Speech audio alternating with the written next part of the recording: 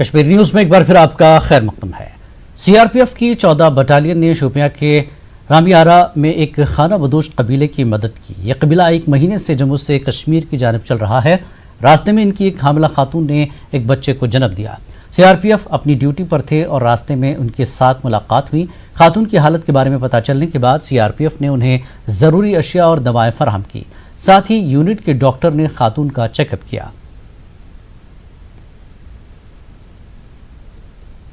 का हम शुक्रगुजार है। यहाँ शुपाई में हमको राशन सब कुछ दिया उन्होंने। डॉक्टर साहब खुद यहाँ मौके में चेक किया उसे, बीमार के लिए दवाई भी दिया सबको। बहुत इनके बहुत मेहरबानी है इनकी। 14वीं वाहिनी सीआरपीएफ लॉकडाउन के दौरान अपनी ड्यूटी का बहुत ही अच्छी तरह से निर्वहन कर रहे हैं। इसी संदर्भ में आज हम अपनी ड्यूटी के लिए जा रहे थे। उसी दौरान हमें ये ज्ञात हुआ, हमने देखा कि एक नोमैडिक फैमिली जो खाना बदोश परिवार है वो एक जगह रुका हुआ था। उनके पास खाने की कमी थी। साथ ही साथ उनसे बातचीत करने से ये पता चला कि भी 8 दिन पहले उनकी एक बच्ची हुई है और हमने तुरंत अपने कमांडेंट महोदय के आदेशानुसार चिकित्सीय सहायता उनको उपलब्ध कराई। उनको टॉनिक, उनको विटामिन से रिलेटेड जो दवाइयाँ हैं वो दी। साथ ही साथ खाने और पीने की सुविधा मुहैया कराई। इस तरह के कार्यक्रम हम सीआरपीएफ मददगार के थ्रू पहले भी करते रहे हैं और भविष्य में जहाँ भी आवश्यकता होगी उसको इसी जोश व खरोश के साथ करते रहेंगे। श्री अमरनाथ श्राइन बोर्ड ने आज जम्मू में अपने तालाब टीलू के दफ्तर में इब्तिदाई रस्मी पूजा की। तारीख में पहली बार ऐसा हुआ कि ये पूजा जम्मू में हुई है, वरना ये पूजा रिवायात के मुताबिक हमेशा कश्मीर के चंदनबाड़ी में ज्येष्ठ पूर्णिमा पर होती थी, लेकिन कोरोना वायरस की वजह से इस साल ये मुमकिन न हो सका। जम्मू कश्मीर हुकूमत की तरफ से अभी तक कोई ऐलान न होने की वजह से इस साल श्री अमरनाथ यात्रा को लेकर गैर यकीनी सूरत हाल पाई जा रही है। अमरनाथ श्राइन बोर्ड के सीईओ विपुल पाठक का कहना है कि लॉकडाउन और मौजूदा सूरत हाल को मद्देनजर रखते हुए ये मुत्तफ़क़ा तौर पर फैसला लिया गया था कि रस्मी पूजा जम्मू में की जाए।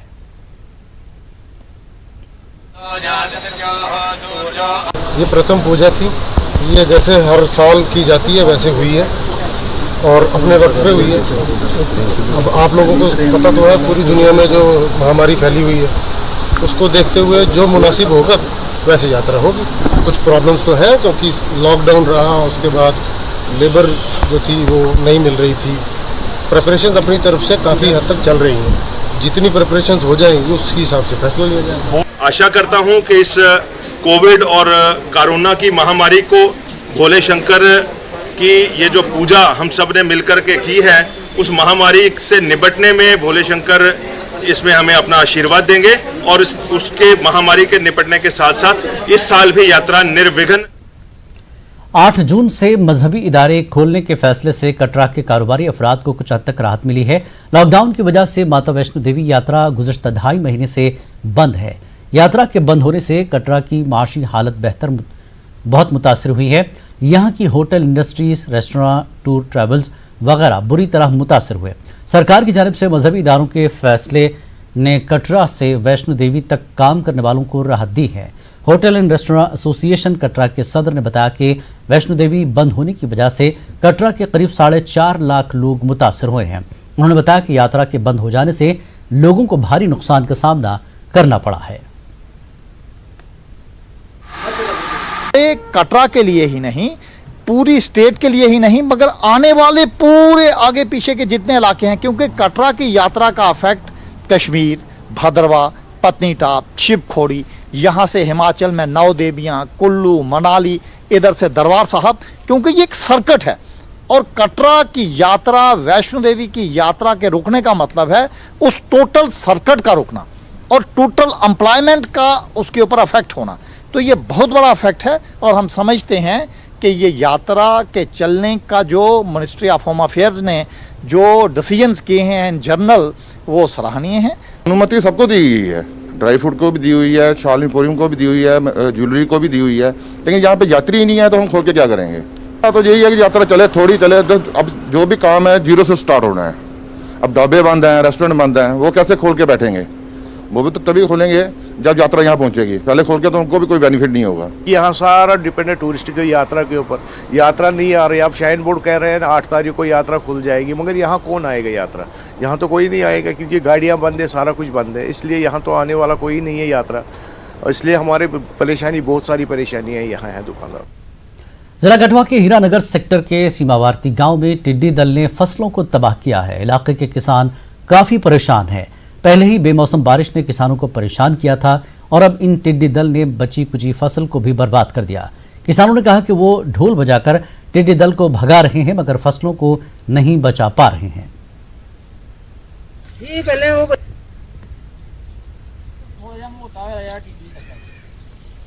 कोई स्प्रे के लिए हमारे पास कोई इंतजाम नहीं है, ना हमारे पास कोई शासन प्रशासन जहाँ पे आया है कोई हमारे पास शुद्ध लेने के लिए जहाँ आया नहीं है कि तुम किस हिसाब से जी रहे हो, किस हिसाब से क्या कर रहे हो। तो इसलिए हमारी रिक्वेस्ट है कि किसानों के ऊपर ध्यान दो।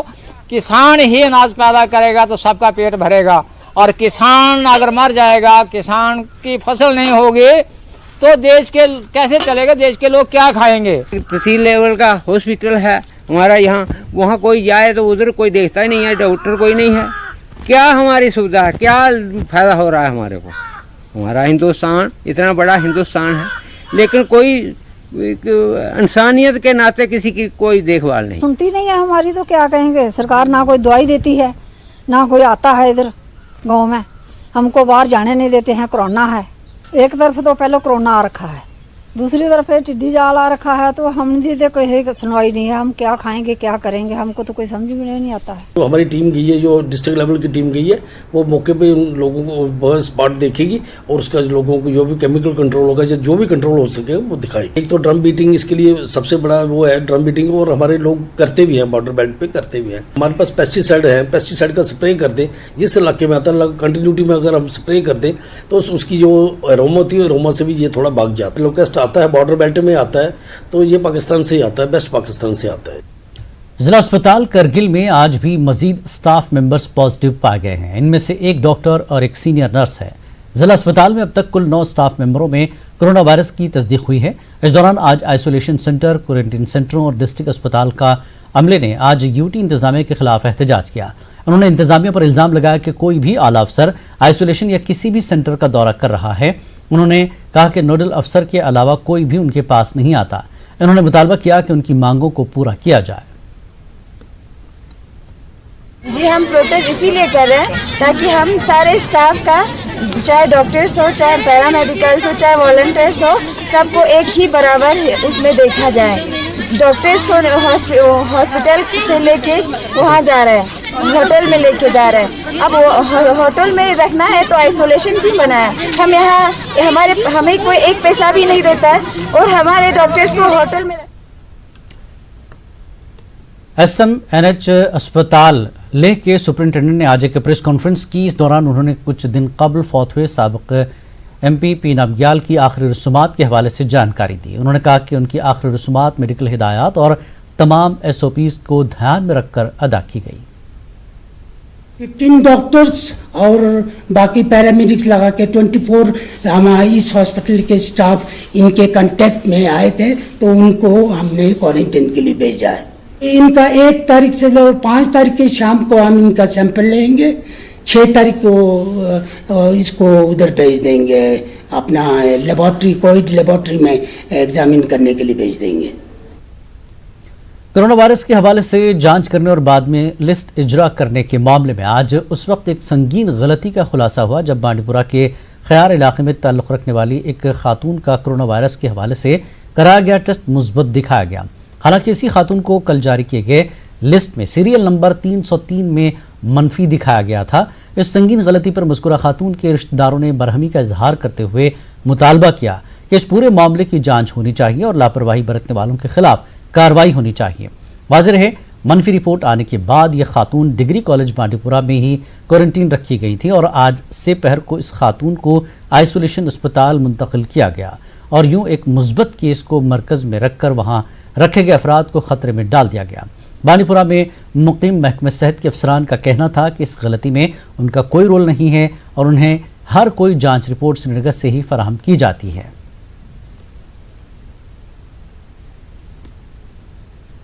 ोरमिस डेटस मज तमिस हावान नेगेटिव रिपोर्ट, मगर अमस नावस अथ कोडस पे 5मिस डेटस मज यानी 5 आज हावान तमिस पॉजिटिव।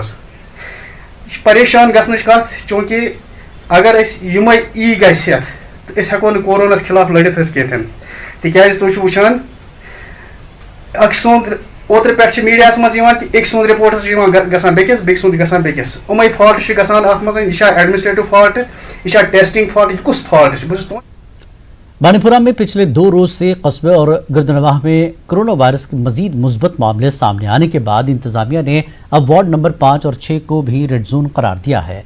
इलाके में सख्त लॉकडाउन के चलते मजीद पाबंदियां आयद की गई हैं। गुरेज में कोरोना वायरस के 3 मुस्बत मामले सामने आने के बाद वहां 43 अफराद को क्वारंटीन में रखा गया है।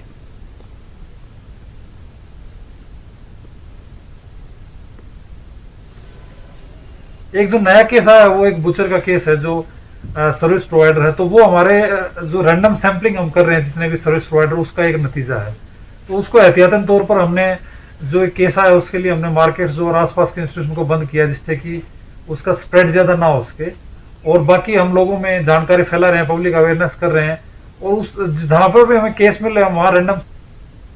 अपनी पार्टी के सीनियर लीडर ने हाल ही में जारी की गई भर्ती मुहिम के खिलाफ सवाल किए। उन्होंने कहा कि सभी कवायद मुतासिबाना है। उन्होंने इन कवायद को वापस लेने और इन पर नजरसानी का मुतालबा किया। इस तरह से ये नई रिक्रूटमेंट पॉलिसी आई है, मुझे लगा है this is a bunch of confusion. खासकर से इसमें 3-4 चीज़ें जो हैं वो बिल्कुल एंटी यूथ हैं और जम्मू कश्मीर के लोगों के विरुद्ध हैं। SRO 202 उसका टाइम लिमिट 5 साल कर दी गई है प्रोबेशन की, जबकि पूरे देश को आप इंटीग्रेट करने की बात कर रहे हैं, पूरे देश के कानून यहाँ लगाने की बात कर रहे हैं, जम्मू कश्मीर को उसका हिस्सा बनाने की बात कर रहे हैं, फिर ये डिस्पैरिटी क्यों? और इस पर हमारा विरोध है। दूसरा, जो डिस्ट्रिक्ट वाइज जो नंबर्स हैं वो अगर आप एडिशनल देते हैं तो जो गाँव में पढ़ने वाले हमारे बच्चे हैं वो कैसे कम्पीट करेंगे उन बच्चों के साथ जिनके पास शहर में ट्यूटोरियल्स हैं, बेटर फैसिलिटीज़ हैं, बेटर स्कूल्स हैं। और तीसरा, जो डोमिसाइल मांगा जा रहा है, मुझे लगता है कि अभी हमने पहले भी कहा है अपनी पार्टी की तरफ से कि इसमें जो पुराने स्टेट सब्जेक्ट हैं और जो माइग्रेंट्स के पास उनके रजिस्ट्रेशन कार्ड्स उनको कंसिडर किया जाए, और जब फाइनली डॉक्यूमेंट सबमिट करने, क्योंकि इसमें समय लगेगा, कब तक डोमिसाइल उनके सर्टिफिकेट तैयार होंगे, और जिनके पास स्टेट सब्जेक्ट ऑलरेडी है उनको एज डोमिसाइल कंसिडर किए जाने चाहिए। तो मुझे लगता है सरकार की जितनी भी पॉलिसीज अब तक आई हैं वो फ्लिप फ्लॉप वाली हैं, कंफ्यूजन वाली। वक्त एक और ब्रेक के बाद फिर हाजिर होंगे।